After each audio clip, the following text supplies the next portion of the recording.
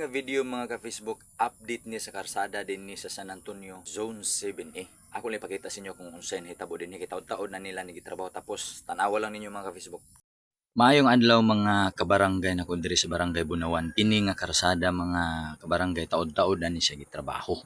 Gikan diri wala pa gyud siya nahuman. Galing daghan na hapit na disgrasya dinhi kay gilang gipurmahan ang tunga, ang kilid tapos wala gitrabaho. Tanawan ninyo pag-ayo mga ka-Facebook kung saan hitabo din kana kadulong na dito sa ibabaw gisiminto ang pikas tapos ang pikas wala atong niagi diri sa pikas kanang wala siminto mo na giagian hantod bag-o kining dalana kin karsadaha kining gisiminto bag-o pa ni gipagihan gipalabay ra nako ni mga ka-Facebook wala sa gigo nag-post tungod kay akong hunahuna basin nagpagahi pa sila or nagpasison pa sila sa siminto ayha nila siminto na pikas. Karon mga ka-Facebook, tanawa sa hinitabo.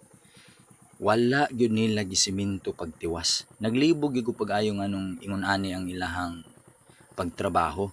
Taud-taud na biya ni. Taud-taud na gyud ni basta kay dili na ko matumbok kung kanus-a sila gasugod din ni basta kay sa akong nahibal-an.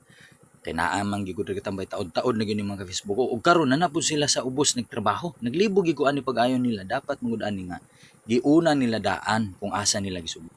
Dili kay wala pa gani nahuman ang gisugdan si babaw ni balhin na pud sa ubos. Unsa man pagkahuman pag tarong anong trabaho nga tuwa sa ibabaw nagtrabaho karon nagtrabaho na pud sa ubos libog kaayo dapat plaster ang trabaho aron nga maagian pag tarong kay ang purpose dinhi giayo ni aron nga agian magian pag plaster dili kay naunsa naman ni karon.